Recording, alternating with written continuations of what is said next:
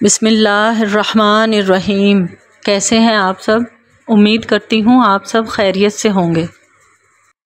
اور جب فرعون نے اپنا تیر چھوڑا تو موسیٰ علیہ السلام نے چاہا کہ اسے اللہ کا تیر مارے۔ کہا اگرچہ میں تمہارے پاس واضح چیز کے ساتھ آیا ہوں۔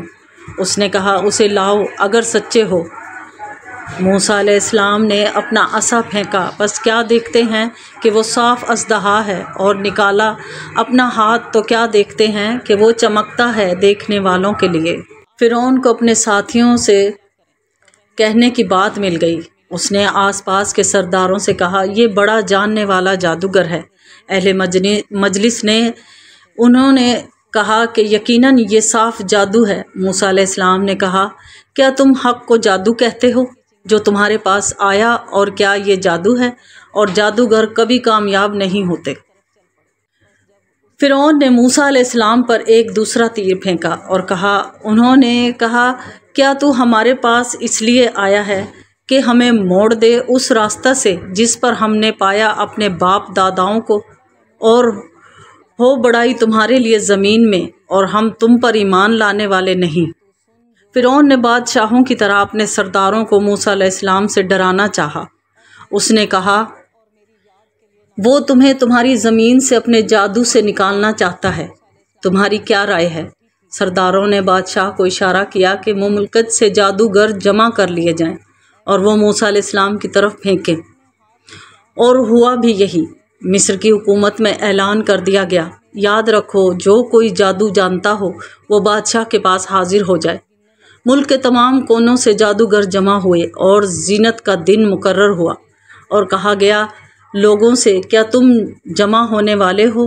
امید ہے کہ ہم پیچھے آئیں جادوگروں کے اگر وہ غالب ہوں۔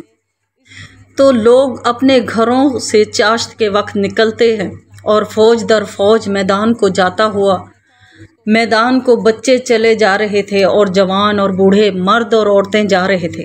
گھر میں وہی رہ گیا جو مریض ہو یا عاجز و معذور ہو۔ اور قصبہ میں ہر جگہ جادوگروں کے ناموں اور جادو کا ذکر ہوتا تھا۔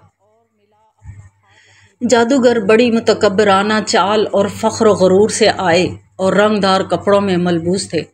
لاٹھیاں اور رسیاں اٹھائے ہوئے نکلے، وہ ہنستے کھیلتے اور خوشی مناتے ہوئے نکلے۔ آج فن کے مظاہرے کا دن ہے، آج بادشاہ ہمارا کرتب دیکھے گا، آج قوم ہماری بڑائی اور فضل دیکھے گی۔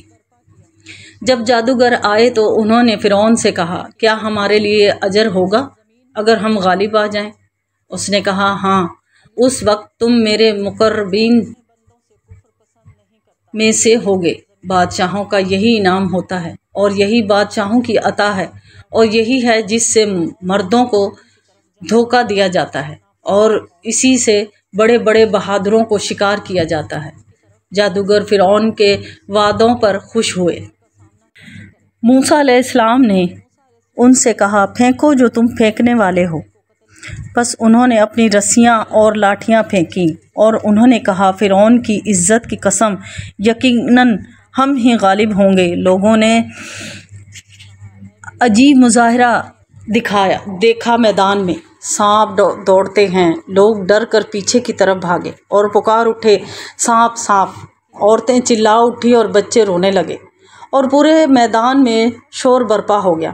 سانپ سانپ، موسیٰ علیہ السلام نے بھی وہ دیکھا جو لوگوں نے دیکھا، اور انہیں بھی تعجب ہوا۔ کیا دیکھتے ہیں کہ ان کی رسیاں اور لاٹھیاں ان کے جادو کی وجہ سے ایسی دکھائی دینے لگیں جیسے دوڑ رہی ہوں۔ موسیٰ علیہ السلام کے دل میں بھی خوف کا خیال گزرا، اور موسیٰ علیہ السلام کیوں نہ ڈرتے؟ یہ بازی کا دن تھا، اور امتحان کے وقت آدمی عزت دیا جاتا ہے یا ذلت، اور خدا نہ خواستہ اگر جادوگر غالب آ گئے اور موسیٰ علیہ السلام مغلوب ہو گئے، خدا ایسا نہ کرے تو پھر کیا ہوگا؟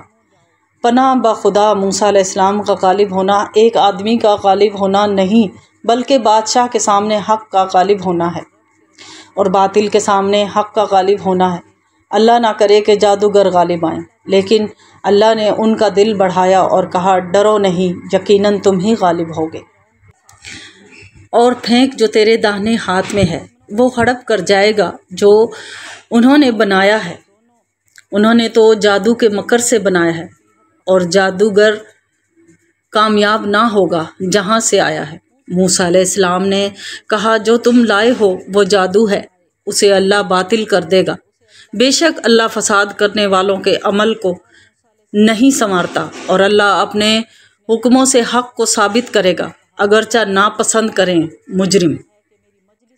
اور موسیٰ علیہ السلام نے اپنا عصا پھینکا، بس کیا دیکھتے ہیں کہ وہ ہڑپ کر گیا جو سانپ انہوں نے بنائے تھے، سو حق ثابت ہو گیا، اور وہ سب جو انہوں نے کیا تھا سب باطل ہو گیا۔ جادوگر ڈر گئے اور مبہوت ہو گئے، یہ کیا چیز ہے؟ ہم جادو اور اس کے اصل کو جانتے ہیں، ہم جادو اور اس کی تمام قسموں کو جانتے ہیں، ہم تو اس فن کے استاد اور اس فن کے امام ہیں، یہ جادو نہیں، یہ جادو نہیں۔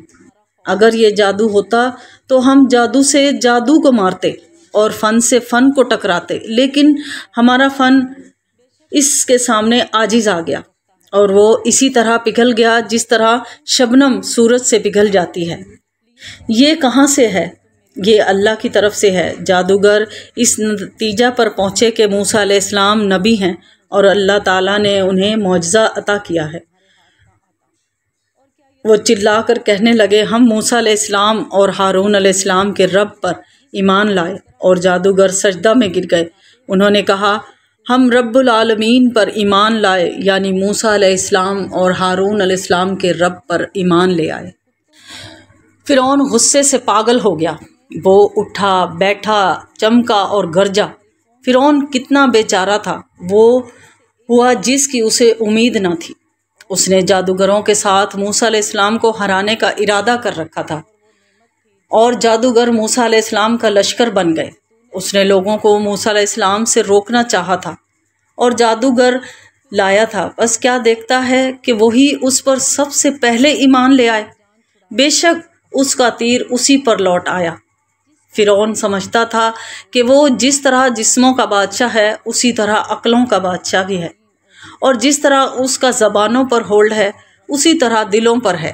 مصر میں کسی کو کوئی عقیدہ رکھنے یا کسی پر ایمان لانے کا اس کی اجازت کے بغیر حق نہ تھا۔